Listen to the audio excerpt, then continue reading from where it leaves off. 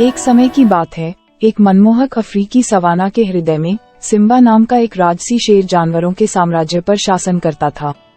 Simba अपनी राजसी उपस्थिति, अपनी शक्तिशाली दहाड़ और अपने परोपकारी स्वभाव के लिए जाना जाता था।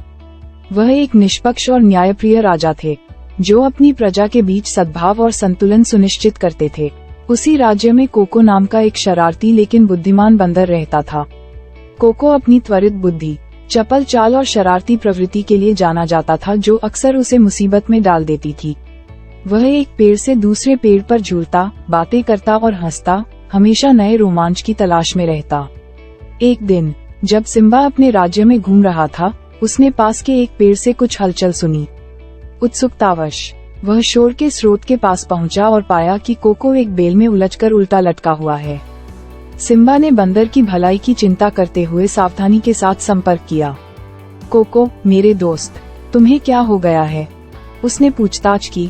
कोको ने ऊपर देखा और मुस्कुराया, उसकी आंखें शरारत से चमक रही थीं। ओह प्रिय सिम्बा, मैं अपनी कलाबाजी में थोड़ा बहक गया और खुद को थोड़ी मुश्किल में पाया। ऐसा लगता है जैसे मैंने खुद को उलझा लिया है। सिम्बा कोको की दुर्दशा पर हंसने के अलावा कुछ नहीं कर सका। रुको मेरे दोस्त, मुझे तुम्हारी मदद करने दो, उसने संघर्षरत बंदर की ओर अपना विशाल पंजा बढ़ाते हुए कहा।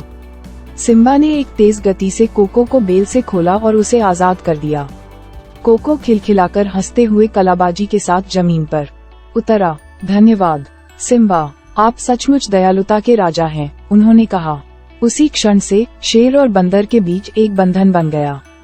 उन्होंने अनगिनत घंटे एक साथ बिताए, राज्य की विशाल भूमि की खोज की, कहानियां साझा की और एक दूसरे की कंपनी का आनंद लिया। सिम्बा ने कोको की चतुराई और जीवन के प्रति उत्साह की प्रशंसा की, जबकि कोको ने सिम्बा की बुद्धिमत्ता और सुरक्षात्मक स्वभाव का सम्मान किया। एक दिन राज्य को एक गंभीर खतरे का सामना करना पड़ा। शिकारियों के एक समूह ने लाभ के लिए जानवरों को पकड़ने की कोशिश में जाल और जालों से लैस होकर सवाना पर आक्रमण किया।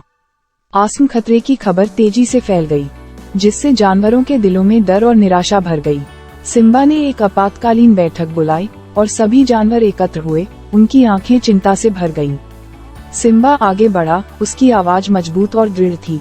मेरे साथी प्राणियों, हमें एकजुट होना चाहिए और इस आम दुश्मन के खिलाफ लड़ना चाहिए। साथ मिलकर हम किसी भी बाधा को दूर कर सकते हैं, लेकिन हमें एक योजना की आवश्यकता है। कोको, जो एक पेड़ की शाखा पर बैठा था, अचानक नीचे कूद गया और भीड़ को संबोधित किया। सिम्बा सही कह रहा है, हमें शिकारियों को मात देने के लिए अपनी व्यक्तिगत शक्तियों का उपयोग करना चाहिए। मेरे पास एक विचार है, उसने शरारती ढंग से घोषणा की। जानवरों ने कौतूहल से कोको की ओर देखा। उन्होंने अपनी योजना समझानी शुरू की, जिसमें जटिल समन्वय, छलावरण और ध्यान भटकाना शामिल था। योजना जोखिम भरी थी, लेकिन जानवर सिम्बा और कोको के नेतृत्व में अपना विश्वास रखने को तैयार थे। जैसे जैसे शिकारी करीब आए, जानवरों ने योजना को बिना किसी त्रुटि के अंजाम दिया। सिम्बा ने अपनी शक्तिशाली दहाड़ से शिकारियों को अपनी ओर आकर्षित किया, जबकि कोको और अन्य फुर्तीले जानवरों ने पेड़ों से घात लगाकर उन पर हमला कर दिया। बंदरों ने फल और मेवे फेंके, जिससे शिकारियों का ध्यान भटक गया और वे भटक गए। शेरों, जेब्राओं और हाथियों ने अपनी ताकत का उपयोग करके जालों को तोड़ने और जालों को बिखेरने का आक्रमण किया। अंत में शिकारी हार गए और खाली हाथ राज्य से भागने को मजबूर हो गए। जानवरों ने अपनी जीत की खुशी मनाते हुए खुशी मनाई। सिम्बा और कोको एक साथ खड़े थे, उनका बंधन पहले से कहीं अधिक मजबूत था। सिम्बा ने जानवरों को संबोधित किया, उसकी आवाज गर्व से भरी थी। आज हमने दिखाया है कि एकता और चतुराई से किसी भी विपरीत परिस्थिति पर विजय पाई जा सकती है। कोको, मेरे प्रिय मित्र, आपकी त्वरित सोच और शरारती भावना ने हम सभी को बचा लिया। आप एक सच्चे नायक हैं। सिम्बा की प्रशंसा से नम्र होकर कोको शर्मा गया। तुम्हारे साथ खड़ा होना सम्मान की बात थी सिम्बा, साथ में हम अपराजय हैं।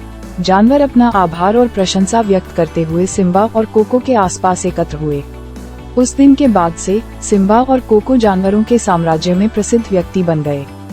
उनकी कहानी पीढ़ी दर पीढ़ी चलती रही। सिम्बा ने अपने राज्य की सुरक्षा और समृद्धि सुनिश्चित करते हुए